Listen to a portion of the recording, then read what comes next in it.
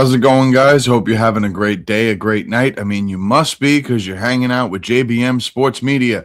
We got Ben, we got Joe, and we got my wife who is happy as can be because she is never going to hear that trumpet song again.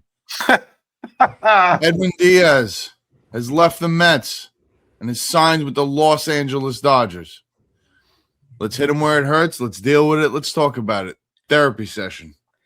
Yeah, let's do it. Obviously, like Mike just mentioned, the Dodgers have signed Edwin Diaz on a 3-year, $69 million deal. He's moving to LA. I mean, first and foremost, obviously shocking. When we saw this in the morning, it came right after the Schwarber signing. So first things first, we looked at it because it came out from, I believe, Salmon first, reported from The Athletic. Mm-hmm. And then, Ken reposted there, then Passan finally delivered it. I mean, I still can't believe it. I mean, you picture Edwin Diaz, you picture him coming out with the trumpets, you picture him coming out, Citi Field rocking, and that's not going to be happening anymore. And kind of crazy to even imagine that. But yes, he's now going to the back-to-back World Series champs, the LA Dodgers, which the one need they needed, they got it, and they got the big fish. JB, what you think about this? Obviously there was always potential speculation that he was going to leave. I had him going back to the Mets. I thought that Toronto would be a team that would kind of sneak up from behind. And what happens? The Dodgers just step on everybody. I really thought that Steve would get this done and David Stearns. I only because I felt like they were going to lose Alonso, and I thought they valued the pitching aspect of their team, bullpen, starting rotation, whatever the case may be. And, the Mets are big on run prevention. And I think bullpen is a huge key to run prevention and stopping late inning runs and solidifying wins at the ends of games. And I just, when I saw that he got almost $70 million, I was like, what did the Mets even offer? Because obviously, they weren't going to be too far off. There was no number at first. And then obviously, as time went on, he was offered $66 million with some, obviously, quote unquote, modest deferrals. But the deferral part of this deal, which is kind of crazy, wasn't actually noted. We didn't know that. We thought it was a full $69 million that they were giving, but it came to fruition that it was $4.5 million, I think, that was deferred. So you look at the Mets and you're like, well, they weren't really too far off with their initial offer. They were basically in the ballpark salary AAV wise. It was only a $4 million difference. And then when it came to deferred money, I don't know what the Mets were trying to defer, but LA only deferred $4.5 million. I don't think the Mets would have been either too far behind or maybe even deferred a little bit more. But I don't think this is about money, guys. I really don't. I think this was some other things that came into play that really affected Diaz and not the Mets. I think the Mets going after Williams, I think kind of got him. I'm not trying to be corny, but I think he was butthurt about it. I think when he signed, I think that he felt like it was for the closer role. And it wasn't to be an eighth inning setup man. I don't think it was a piece that he thought was going to compliment him. And I think he kind of just assumed that the Mets really didn't want him to close. I really don't know what his thought process was. Maybe he wanted to be with his brother. Maybe he wanted the nicer weather. I'm not really too sure, but it wasn't a money thing to me. So I think this was an Edwin Diaz preference. I think the Mets did whatever they could to retain him. And honestly, it's really an unfortunate day for Met fans because, if you want to really look at it, December 8th, 2024 is the day they got Juan Soto, and then a day and a year later is the day they lose Edwin Diaz. So it's been a crazy 366 days for the New York Mets if you want to look at it that way. Yeah, when it comes to the Diaz signing, there's been a lot of reports that have been put out there. Yes, apparently he was upset about that he was not in the loop of the Devin Williams signing. What? Yeah. Really? What? Realistically, as far as Devin Williams goes, he flat out said it in his presser that he would love to have Edwin Diaz as a teammate. He said that that back end of the bullpen with him and Edwin would be spectacular, and he had no problem being the eighth inning guy setting up Edwin Diaz. So I don't think that was really an issue on Devin Williams' part. Apparently, from what the reports I've read, that Diaz did have some sense of an issue with that.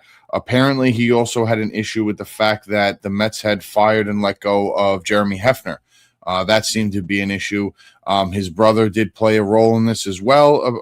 Again, according to reports, is that his brother, bragged about how everything is in Los Angeles as far as the way they run things over there in X, Y, and Z. And let's be honest here.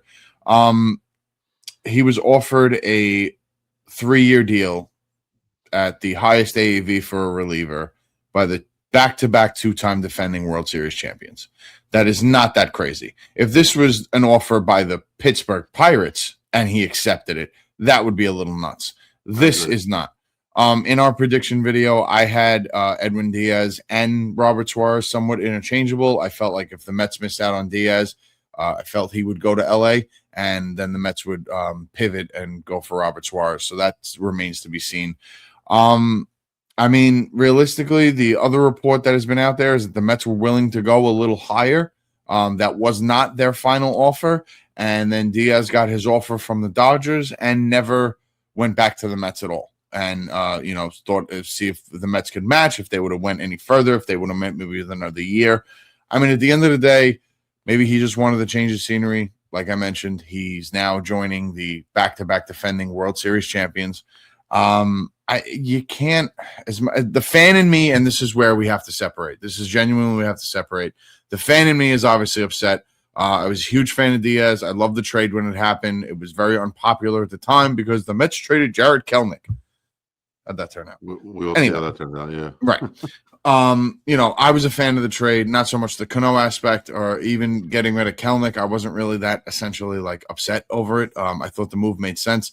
I'd seen Edwin pitch in Seattle. I thought his stuff was electric. He was coming off a 57-game season the year prior in Seattle. So, that was insane.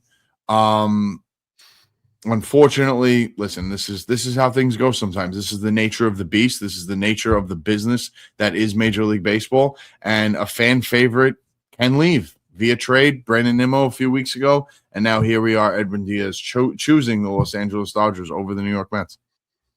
Yeah, it's sad. And you already got the headline out there. It's kind of sad to see the day the music died. It's pretty sad, bro. Honestly, I got to be honest. Edwin Diaz has always been one of my favorite pitchers, and seeing him come out to the trumpets every time, it's been like, bro, that's what makes Citi Field so popping in the 9th inning. He needs those 3 outs, a 4-2 game or a 5-3 game, and he comes to close it out. Just knowing that that's not going to be the case anymore at Citi Field, I feel like for fans, obviously, take the business aspect out of it. That's gut-wrenching. That is gut-wrenching, bro. Mm-hmm. Do you think he brings the trumpets to LA or no? He may. He honestly may. It's like it became like an Edwin Diaz thing. Yeah. I don't know if it was like a Edwin Diaz and a Mets thing, but he may. It's his calling card. I think if Mariano Rivera would have left and went somewhere else, I think Enter Sandman would have been playing anywhere. So I really do think it's a potential possibility that he does that. But I want to allude to something that Ro had mentioned when he said that Diaz might have gotten upset not being in the loop when it came to them signing Williams. Carlos Mendoza, and I told this to Ro earlier, Carlos Mendoza had mentioned something earlier that when they traded Brandon Nimmo, he didn't even know that they traded Nimmo until he got the call from Stearns, and the deal was already done. And he said it took him about 45 seconds to actually realize that they traded Nimmo, and he had to actually sit down. This was actually Mendoza's words. He had to sit down and realize the type of piece that they just traded because he's such a big part of the community and the Mets clubhouse and the organization. So I was alluding to, are they not communicating? Is there some type of miscommunication maybe with Stearns? Is he not telling guys like, hey, this is my next move. How do you feel about it? Or, hey, this is where we're headed. This is what we're going to do.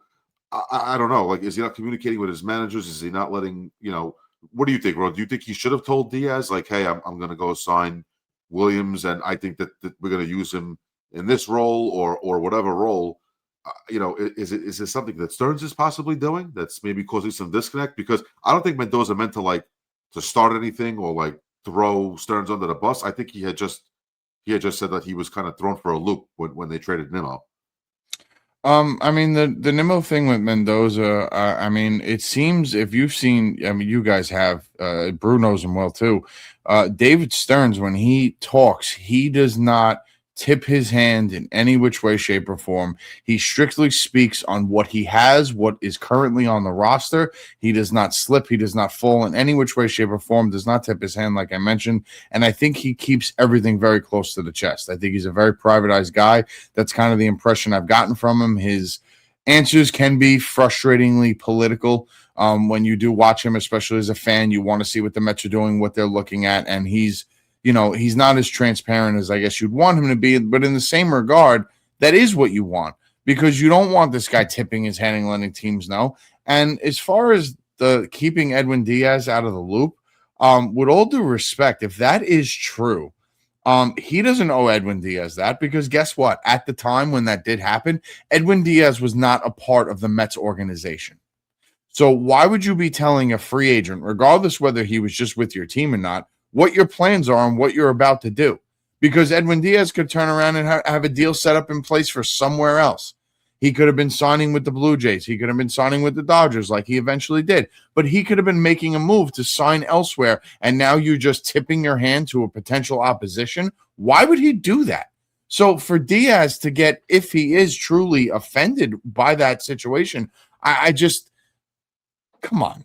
And I agree with you. I don't think Stearns owed anything to Diaz when it came to telling him what to do. I was just wondering if there's some kind of disconnect. But at least your manager, I think him and the manager should be on the same page when it comes to making trades. I don't know if a manager should be called over the phone after a trade has been made for a guy like Nimmo. You would think the manager would be told, like, hey, this is what we're going to do. We're about to unload Nimmo to the Rangers, and we're going to get X, Y, and Z back, and we just want to keep you, abreast of the situation. But the deal was already done, and Mendoza was the last guy to find out. That's all I was saying was there some type of disconnect with Stearns? Brew, I want to get your thoughts about that. Like Mike said, I think Stearns is a guy that very much keeps his cards to his chest. He's a very quiet guy. He smiles a lot. He smiles way too much, in my opinion. But I think, but that's also to the public. He's not tipping his hand to the public. I'm saying with his guys in his organization, guys that he should be sharing certain information with on a daily basis, especially this time of year, with the meetings, off season, free agency, that type of stuff. I get you, and that's fair. A fair point to make, obviously, with the whole Nimmo aspect. I think when we're talking about this Diaz signing, I truly believe.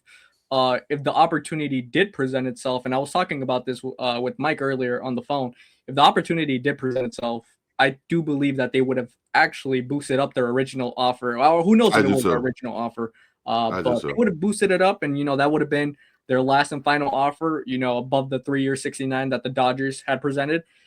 Yes, there would have been deferrals involved, but regardless, I do believe that they would have rounded back one more time and try to make it happen, and that would have just been on Diaz and what he preferred. But I want to kind of set this tone that, there was Diaz, no matter what, he did want to return. His mindset was returning to the Mets. I kind of catch that a little bit as a tiny bit of, I'll call bluff on that a little bit. Yeah, me too. Because it's at the end of the day, you found the opportunity, if we were talking about playing wise, to go play for the back-to-back World Series champs and in California, great weather. Your brother been a part of the organization. He's giving you tips and everything like that. Who knows? Maybe they bring him back for maybe a 6th inning, or I don't know, something like that. Maybe they do. Obviously, he was appealed by even the aspect of being a closer for the Los Angeles Dodgers, because it's not going to be a committee thing at all. He's going to be the guy. He got paid the big bucks. This is your role. This is what you're supposed to do. And obviously, they sold it to him. Friedman sold it to him. The GM of the Dodgers, they sold it to him. And he didn't round back on the Mets. So I kind of, I'll call bluff on that. I don't believe he was set in stone on returning to the Mets. If not, he would have gave them a final opportunity to either match the offer or raise it by a little bit. I'd like to get Mike's thoughts on that. Well, I guess as far as the Nimmo trade with the whole Mendoza aspect, I mean that trade was set up for a few days before Nimmo. Nimmo had the opportunity to mull that over himself, his family. That was kept under wraps for a few days. So if Stearns would have maybe alluded that to Mendoza, who knows who Mendoza is close with in that clubhouse. Maybe he opens his mouth and things starts to get, go haywire. And that could screw maybe a potential deal from happening, because now you find out, whoever it is that Nimmo is closest to on that team catches wind that, Nimmo is mulling over a trade to leave. Now, this player gets involved and gets on the phone with Nimmo and basically begs him to stay, and there goes Stearns' trade. So I can understand in that aspect keeping it tight to the chest and not letting your manager in on something along those lines. As far as free agency and everything goes, I'm sure they are in contact. I mean, they speak probably on, they have to be on the same page of what they're looking to do. They have to be on the same page as far as, obviously they're looking to go a little more defensive. They want to go pitching. They want to go to those aspects. So I'm sure they're on the same page. As far as players, I'm sure they discuss. But with a trade as groundbreaking for the Mets fans as Brandon Nimmo was, I think it was important that Stearns got what he wanted out of that deal, and he didn't want anybody to step in the way and maybe, potentially talk Nimmo out of it if that was the case. He wanted the decision to fully be left up to him. And yeah, to Bruce's point with Diaz, I mean, yeah, I'm kind of calling that too. I think I'm going to take that as a safe bet that maybe he just, maybe his time had come. And that's again, this is what happens in this business. Guys come and go. It does happen. It's unfortunate, especially when, you grow to see these players and grow throughout their career, and you have a fandom with them. They become a fan favorite. You buy into them. Diaz with the trumpet song and, everything that went on with that. You had Timmy Trumpet come to the stadium and play for him as he came out. I mean, it was all electric. I have videos on my phone messing with my wife because she absolutely despised that song. And I used to come home and just mess with her like the closer is home. I'm here to terrorize you. And I'd have my speaker walking up the stairs pounding that song. And I felt her eye rolls through the door. And when I came in, she's just giving me the death face. So that's why, I had to shout her out that she has to be excited. She's not going to hear much of that song anymore. But that's the part of the fandom, and that's what's essentially so heartbreaking, to see a guy like Diaz and essentially Nimmo go, because Nimmo was a guy who was in the organization since he was 18. Diaz, listen, if you guys remember, if you don't, I don't have short-term memory. He was atrocious his first year. A lot of Met fans were writing him out of town. 2019 was awful. He had nearly a 6 ERA. He had about 8 or 9 blown saves. He looked terrible. And I can't even tell you how many games he blew when he came into a situation and the game was tied. And he's had those struggles his whole career. His first season in New York was atrocious. And look at how much he's come back from. With the injury in the WBC, he missed an entire season. He overcame so much adversity, and we watched him do it as a Met fan. And again, he was fun to watch, and he was one of the most lockdown closers in baseball, one of the nastiest sliders I've seen from a closer in recent memory. So, in that aspect, it is a shame to see him go, but under the logic of everything, maybe the guy just didn't want to be here and he wanted to move on, and you got to respect it. Again, it's like I said, it's a part of this nature. It's part of this business. Yeah. I think the thing for all baseball fans that sucks is the team that he chose to go for. If he would have went to the Blue Jays, I wouldn't have had no problem with it. Get your bag, bro. Wish you nothing but the best. Hopefully you. Oh, he got his bag already. Well, JV wouldn't have liked that, but in general, me and Mike would have been like, "Yo, it was a great time in the NL.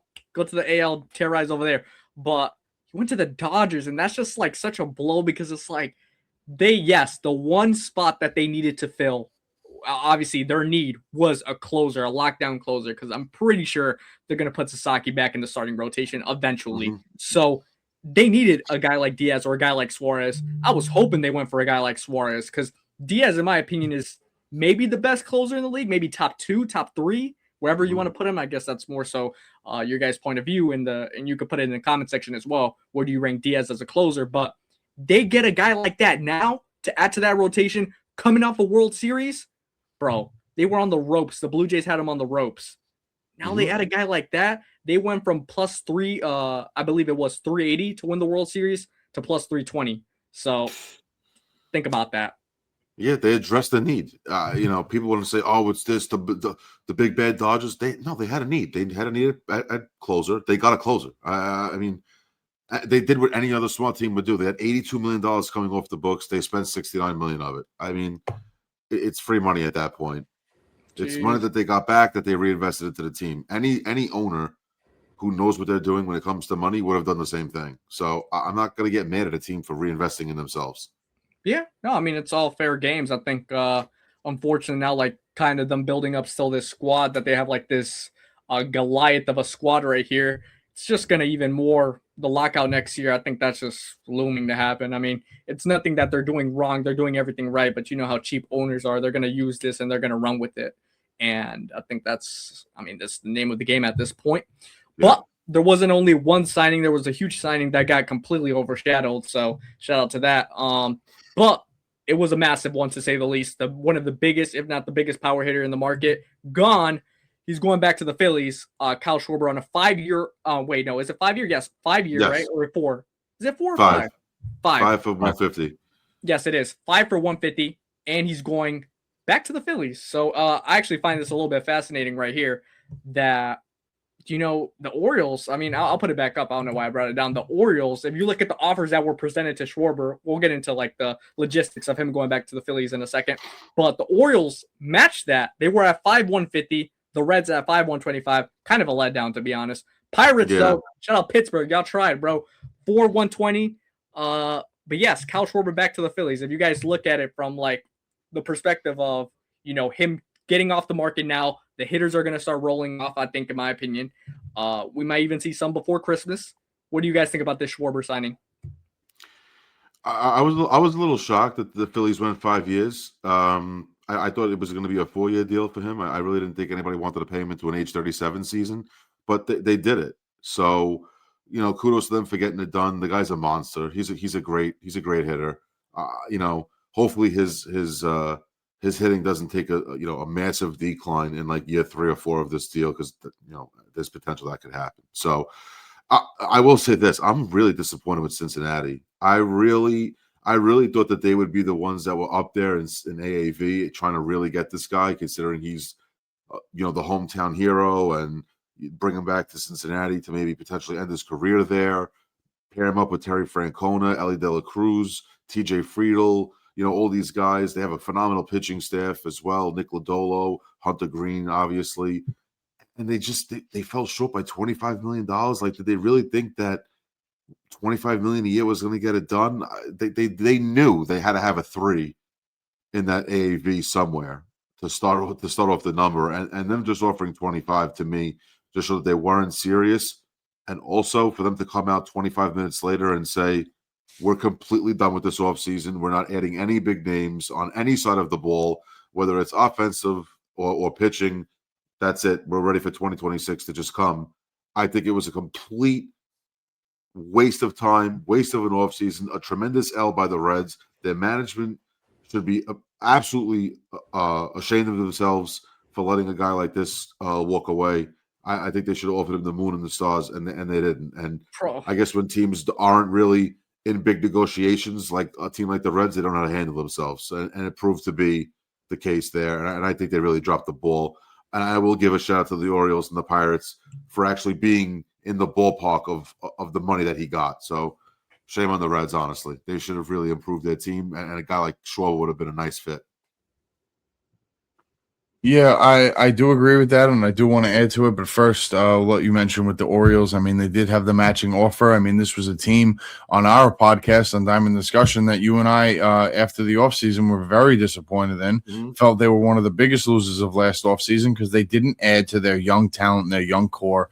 What they had as far as their lineup goes. They needed pitching. They let Corbin Burns walk. They didn't essentially spend any money or any big name money. They did absolutely nothing. And now this offseason, it seems like they're coming out swinging. I mean, they went toe-to-toe with the Phillies, and Schwarber chose Philly. Completely understandable. When it comes to Cincinnati's pursuit of Kyle Schwarber, my thought is similar to like a boxing analogy. If you're going to beat the champ, you got to beat the champ. And that was essentially Philly for Schwarber. He loved his time there. He loved being there. It was going to take the moon and the stars to pull him away. And the situation like Cincinnati had, that Schwarber's the hometown kid. They have a young and upcoming pitching staff and squad, and he could be like that leader, that veteran leader in his hometown. I mean, that was a beautiful selling point. But again, you had to beat the champ to get there, and they didn't do it. They came up short. I don't know if they were doing this just for, I mean, like Brew had the graphic up. They were doing this for maybe pursue ticket sales. Also, do they have, was this a thing because, maybe they wanted to say, hey, we tried. Is that similar to like the Pirates? To me, it doesn't even make sense to drive ticket sales. But now, how are you driving ticket sales? You didn't get him. Well, what I'm that I saying. guess the pursuit was to if they landed him, it would spike ticket sales, or maybe Yeah, just the well, fact that they were in the ballpark. yeah, well, obviously, but they shortchanged themselves by $25 million. So I know, and listen, I know they probably didn't know like what Schwarber was getting offered, but the fact they had a 2 in front of their salary AAV offer and not a 3 just shows that they weren't serious. I don't know how you thought that giving this guy 5 years at $25 million a year was going to work. It's just what, the guy hit 52 home runs and finished second in the NL MVP voting. You bring him to a hitter-friendly ballpark where you could probably put up the same numbers and produce just as crazy as he did in Philly, and you shortchange him by $5 million. I don't know. I just think they dropped the ball here. It's a joke. And I feel like when people look at the lockout, not to talk about it that much, but when people look at the lockout that's incoming, just show them a picture of this. Show them a picture of this. Bro, 100% right. Show them a picture of this. This is the example. Of Kyle Schwarber was due to the belief that they would drive up ticket sales. Come on, you man. have to be a what real. What are we talking about? What did Junior Soprano said about the kid that 3 inches of water? You got to be a real. I can't even say the word actually. We know what you're trying to say. Yeah, well, that is one of the most mind-boggling things to read. It's crazy. And then you go out a half hour later and you say, "By the way, we're done. The one big piece we didn't get, we're not going after anybody else." That's it. That's it. Over. Pack up. Let's just call it a day, and we'll wait for February when pitchers and catchers report to spring training. But people want to made the playoffs last year. Yeah, and people want to blame teams like the Yankees, the Mets, the Dodgers, and trust. I'm a Brewers fan. I'm a small market guy. I love small markets. But at the end of the day, this is not the look that small market teams should be presenting. That they're done because they missed out on one guy. All right, that was our offer, and it would have drove up ticket sales and we would have got a lot of revenue from it. But guess what? He's a hometown kid and it's not happening no more. So our offseason is done. Right. And instead of worried about improving the team, he was worried about ticket sales. It just goes to show you. Yeah, it's pathetic. It just goes to show you where these owners are. And not for nothing, I hope there's a PowerPoint presentation at these the next CBA so they could show guys like teams like Cincinnati and all these other low market teams that don't want to spend money and use ticket sales as the excuse to go after a big name player. It's a joke.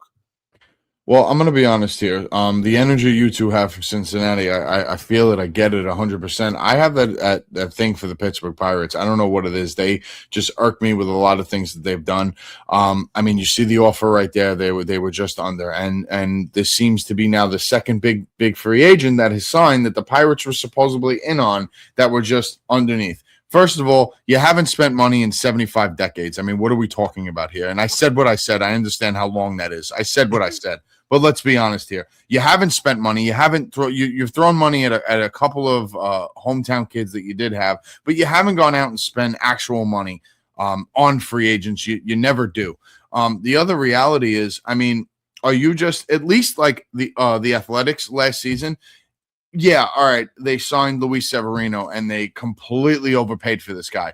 At least they overpaid somebody. The Pirates are trying to underpay and look, we're trying. Nobody wants to come play with our team. No. I'm sorry, that's not good enough. Because reality, like I did mention, you got to beat the champ. You got to beat the champ. And you knew damn well you're going to pull Kyle Schwarber from Philadelphia across town to Pittsburgh and you're going to undercut an offer like that. No, you had to go over the top and you know it. But you didn't because you're not going to spend any money. You do that. Now this is the new facade that they're doing. Like I said, at least the Athletics, at least they overspent on somebody. But this is what we're doing now. This is what we're doing now. The only thing I'll say is I can respect the Pirates for offering at least the $30 million. They were in the ballpark, but the Reds, I don't know. The Reds knew that there had to be a 3 in that AAV. To me, they knew going in that they were going to be the least amount of money in that offer. They had to know that going in. I think even with the Pirates being involved, the Reds had to know that. That's why I'm so disappointed with how they handled it. I'll say 2 things real quick. One, when it comes to the Pirates offer, like Mike mentioned, look at the offer that they offered Naylor as well when free agency first began. That was atrocious. This one, it's a little bit more understandable, but at the same time, you got to understand. This is my second point. You got to understand. You don't land big bats. You guys don't spend big money. For you guys to get one of these big bats and start earning the trust of look, we can spend, and you guys kind of do have to spend because you guys have been cheap. You honestly, Bob Nutting, the owner of the Pirates, he should be on an episode of Extreme Cheapskates the way this guy's be going, bro. Because Absolutely. like at the end of the day, you got to understand, if you want to land one of these top guys and start getting a reputation, come to play with Pittsburgh. Look at our rotation. The bats are there. If we start lining up, we could be a wild card team possibly, maybe even compete for the division.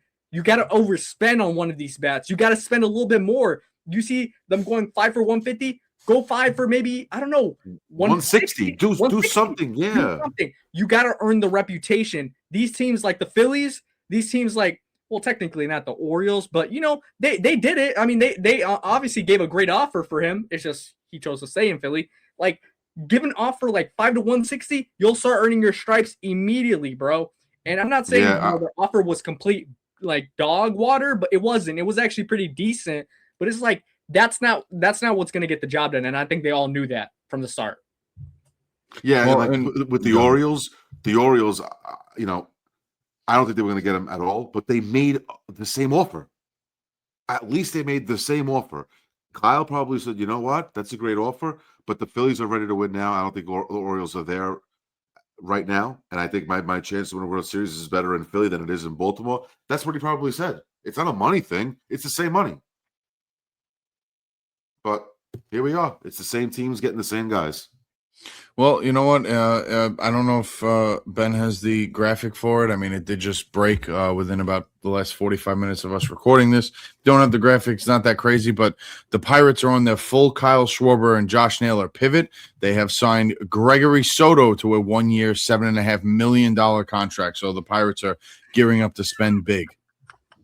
Their big grand pivot from what do you think Paul Skeens, what do you think Paul Skeens is thinking about right now? Like, hey, we couldn't get the job done.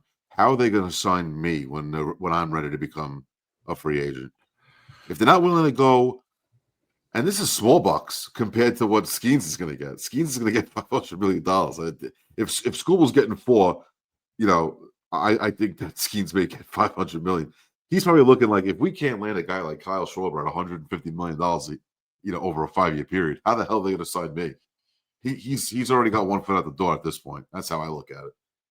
It's absolutely. I mean, I'll say it for the Reds. I'll say it for the Pirates. Obviously, the Brewers fit in the same category. The Cardinals, I mean, they spend. The Cubs, obviously, they do spend. But I mean, shame on the Cubs too, because they are a big market team that aren't even indulging in the Cal Tucker conversations. So how about let's put that into perspective? The Ricketts have been cheap for quite some time now. So we look at all the NL Central teams to an extent, bro. Like, it's absolutely pathetic. And not once have they even been players, bro. Never. I didn't even talk to this guy. It's crazy. It's crazy. Bro, well, like, go ahead, Mike. The thing. Trevor May actually put out a video a few days ago talking about the whole revenue sharing and everything. Honestly, it's a great watch. It's on his TikTok. You probably find it. I know I believe he has a podcast. You should be able to find it. It was honestly amazing the way he broke this down. And honestly, teams are not incentivized to be winners. So realistically, if you look at a team like the Pirates or, you know, maybe like the Reds, it almost benefits them to shoestring this and try to just get minimal talent and kind of just hope, or even the Cubs, and kind of just hope maybe we could sneak into a playoff spot, because not only are they going to get a huge portion of that revenue sharing, but then they're going to get some more based on playoffs and everything else and bonuses and along those lines. So it's really like, and this is the problem, and this is what I think maybe people don't understand, because I mean, how much are we really sitting here diving into this type of stuff? But in reality, you know, everyone wants to blame the Dodgers and everybody wants to blame the Pirates. How about we blame the system that is set up in place? It's incentivized for these teams to continue to do what they're doing. That is part of the problem, and that needs to be changed. It could be that maybe these teams would be willing to spend, maybe, if they weren't so incentivized to fail. Right. Look at the White Sox. We were talking about the White Sox for, I mean, that's pathetic for years. I mean, they are trying to do everything under the sun to not be good. God bless. God bless my good friend White Sox Louis that gets jumping for joy, bouncing in the chair for a number 1 overall pick. That's how sad the state of certain franchises. If you think about it in the MLB. And real quick, there was some news that I do want to really quick before we finish it off. John Heyman tweeted out the Ketel Marte market, and I know we're talking about winter meetings and everything like that technically, but it was just tweeted out maybe 30, 40 minutes ago. Ketel Marte market's heating up. Red Sox, Mariners, Jays, possibly Phillies and Rays are involved. D-back seeking big package, understandably, for superstar second baseman. I think this is going to happen. I really do believe this is going to happen. We've been talking about this since that first Bob Nightingale report came out. I believe it was in July or August when it first got teased, the tension. I think this is going to happen. I think it's only a matter of a few weeks, maybe less. Maybe less. Who knows? I just wanted to throw that out there for you guys before the episode did end. I really do see the Mariners being a really big player here. I do. Oh, yeah? To get him back? Yeah, because what they traded wasn't the guy that they have now. So nope. You know, I really do think you pair him with Naylor and Cal Raleigh, Rosarena, Julio Rodriguez. That would be something else down there. I think a nice left-handed pop second baseman for the Mariners really makes sense. The Rays, that's a little interesting. I want to get your guys' take on that. The Rays? I mean, what would they give up? I guess maybe they have some pitching prospects that we don't know about. The Phillies would be really interesting. That would be crazy. Him and Trey Turner up the middle would be pretty wild. Yeah, the Red Sox, I don't want to see that, obviously, as a Yankee fan. But some really good teams on this list and some sneaky ones as well. I think the Rays need somewhat of a veteran all-star presence as Ketel Marte is. I think he would do amazing things for that lineup. But do I really see Tampa actually pulling the trigger on this? We've caught a little bit of it. It seems like the Red Sox might be the favorite. That would be that. See, that's not the direction I saw the Red Sox going at all. Me either.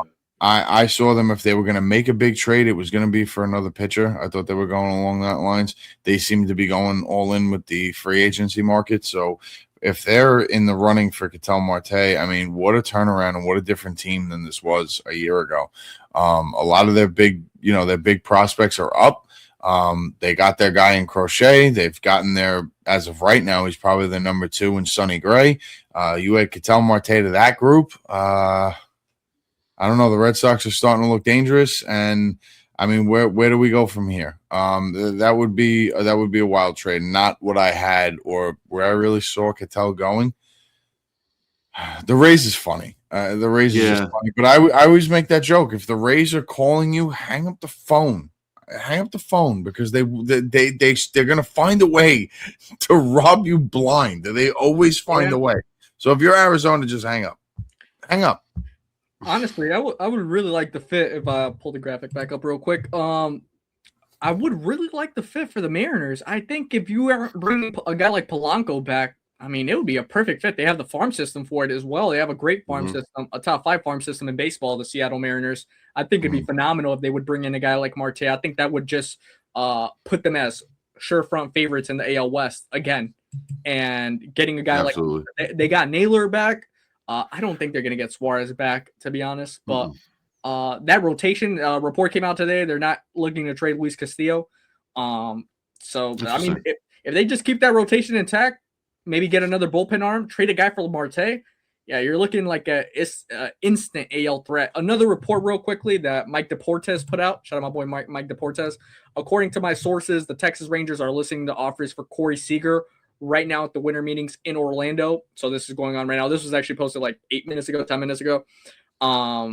We've talked about this before in the Simeon video. I believe we talked about this. I said no, it couldn't be a possibility. Maybe I'm wrong, and I could take a full accountability for that. Could this maybe be a thing where shed the payroll of Corey Seager, the injury history and everything like that also involved into play? Yeah, I see Texas trying to unload him. I think it's something that they're actually trying to do.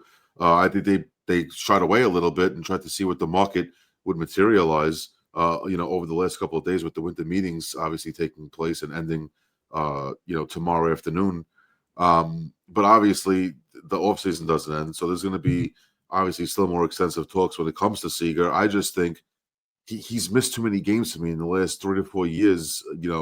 Over a span of 162, he's missed I think 120 games in the last 2 years. So To be honest with you, I don't know. I would love him on my team. As a Yankee fan, I would love him. But honestly, I don't know if I'm giving up a lot to get him.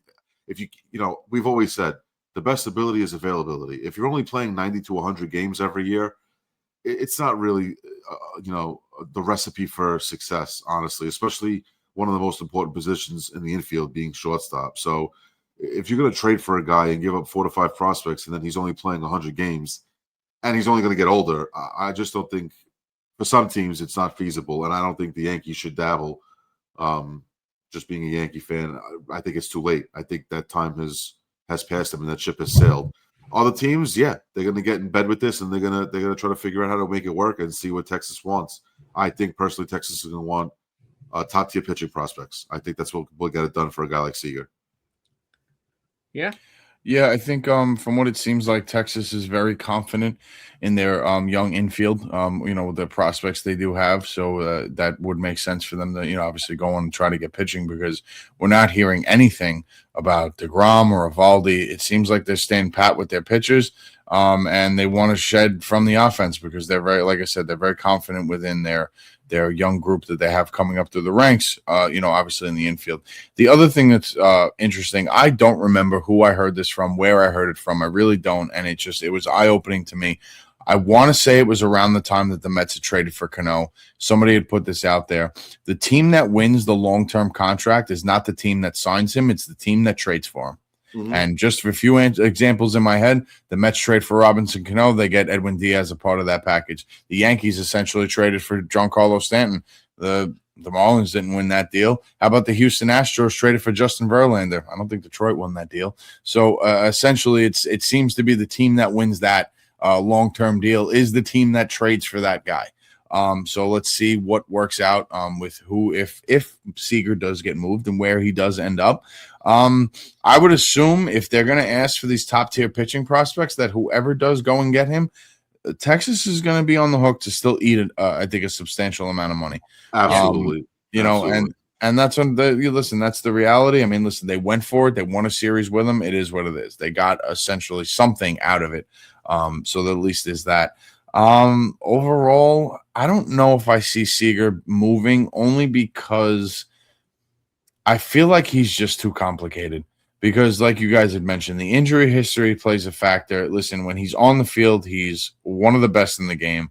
But the history comes into play, and he's owed a shit ton of money, let's be honest here. So for them to work that out, I think they're just – I don't know how real it is. I don't know how real it is and how serious they really are. I don't know if they're just dipping their toe in the water or they're halfway down the ladder. I'm not 100% on that. I would have to assume they're just going to throw it out there and see what comes back. Yeah, honestly, I would love to see if the Rangers, and this is just me being a homer, if the Rangers are able to eat like maybe 70% of that contract, maybe 65, 70%, Matt Arnold will get on the phone, bro. We're one shortstop away, I feel like, with some pop. Yeah. And not for nothing, that's a good point, because if Texas could eat the majority of that contract, that'll give them the leverage to X for the big name prospects. You want pitching? They could turn around and say, hey, listen, if we're going to eat 70% of this deal, we need 2 top 5 prospects on the pitching end. And pitching, maybe even 3. Maybe even 3. Look, bro, Corey Seager. I mean, look, I know he has his injury history, but when he's on, that guy's on, bro. I mean, he's absolutely World Series MVP, World Series champ. Like, it'll be interesting to see how we play out. But I mean, obviously, we want to hear your guys' thoughts in the comment section. What do you think about the Diaz signing with the Dodgers? Shocking, obviously, that it happened today. I didn't expect that to happen today at all. Cal Schwarber signing with the Phillies, 5 years, $150 million contract.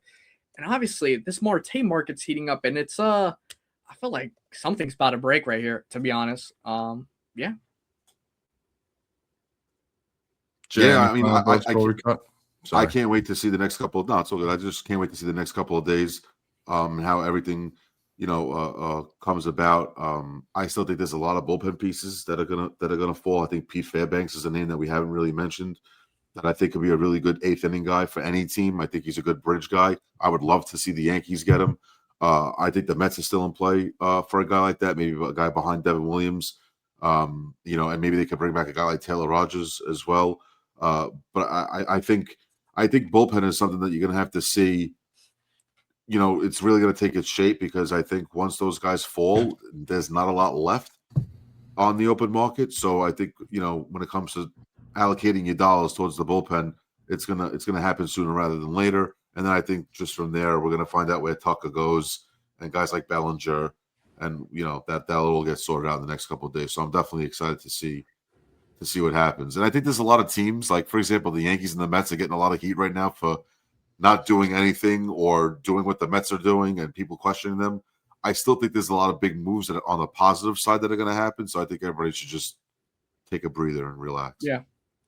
Oh yeah, everybody's absolutely frustrated. I mean, we haven't even begun yet, if we're being honest here. I know two big names, went down today, but that almost feels like a flurry or a dusting. I don't think we got the full blizzard. I once that happened, it was like, oh, here we go, because it was back to back. These guys, Schwarber and then Diaz, and it was like, all right, and then nothing. You anticipate that the market is just it's almost going to essentially crash, where everything's going to go crazy, and that's what I'm waiting for. I think that's one of the more exciting times. That's why I'm a big guy with the trade deadline, because I feel like once one move happens, it doesn't stop. So I'm hoping that's what happens here before these winter meetings get done. Next guy off the board for me, if I'm guessing. I don't know, man. I feel like the Mets are pissed off now. I think Cohen's pissed off. I think he's going to do something. I don't know if it's going to be something stupid. I don't know if it's going to be Alonso. I think Alonso's got stuff he's going to mull over. But I think it's Robert Suarez. Brew, if you want to throw, I throw out an idea with the Mets. I think it's Robert Suarez. I think their bullpen just took a massive hit. You got to kind of put the Band-Aid over the wound there. Yeah, not necessarily with the Mets, but just in general, I think like name that's bound to get off the board sooner than not. I'm gonna go with the guy. I honestly really do believe it's gonna be Pete Alonso. I don't think he's gonna wait like he did last year. I think it's gonna be more quick, and I feel like he has his suitors in mind already. Me too. Matter of time. I think it's Pete Alonso. I think he's next. He drove to the winter meetings for a reason. Yeah, for a reason, bro. He doesn't want to wait no more. He waited last year till the very end, bro. I mean, he's gonna find his contract, whether it's what he wants or not. But yeah, I think there's gonna be names that like Bellinger, Tucker. We're gonna have to wait a little bit more for that. But yeah, Valdez, we're gonna have to wait a little bit more for that. But I'm just saying. Mm-hmm. I agree. I think those guys are gonna sign more into January. Honestly, guys. Kramer, I think those guys are gonna be back end guys. I don't think they're gonna be focal points for some teams. To be honest, I think truly, I think the starting pitchers market. And if we notice this is gonna be the last take, I guess, before we wrap. But the starting pitching market from the trade deadline until now has been overly expensive. The trade market has been through the roof, and I think pitchers are asking for the moon and back. I think the Marlins fall into that play. I think the Diamondbacks fall into that play when they didn't move Gallen. The Marlins didn't move on from either Cabrera or Alcantara. I think that there needs to be ice thrown on that fire. I think that needs to come down a little bit, because nobody's signing right now. I mean, yeah, Cease went to Toronto. Nothing against him or anything like that. But, I mean, the starting pitcher market is just, I don't know. It seems dead in the water at this moment. And I feel like it's just overvaluing. I feel like that's kind of where that's headed. So I would like for that to start getting rolling. I have a big starting pitcher get traded or signed, outside of Cease. Let's get this ball rolling, because there's really been no movement there. Overall, I think the next few days are going to be very interesting. Honestly, I feel like we're going to get almost that little blizzard of a ton of action.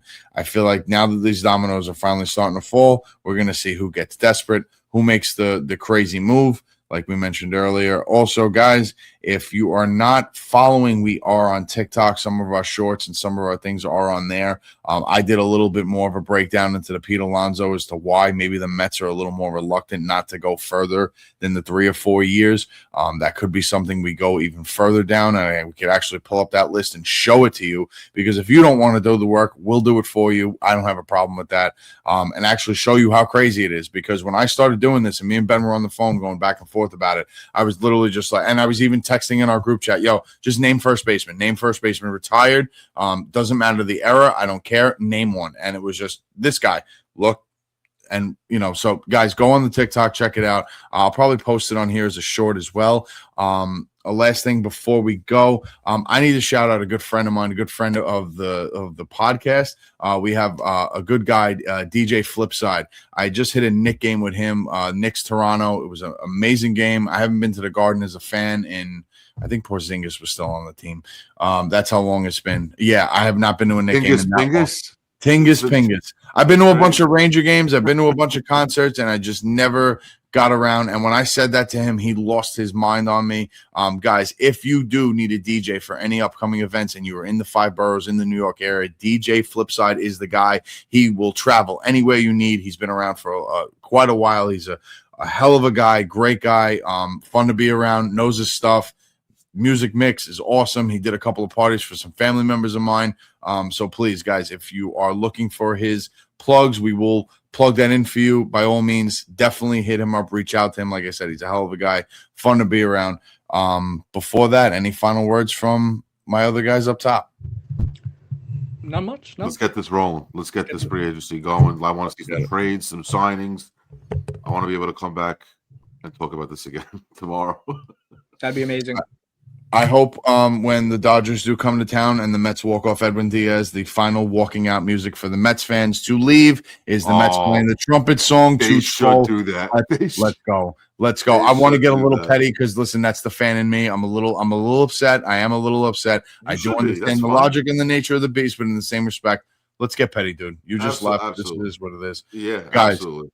As always, if you've made it this far, we appreciate you guys. Like, comment, share, send it to everybody you know, and maybe even the people you don't like. I don't know. Maybe they like sports. It is what it is. As always, have a great night, guys.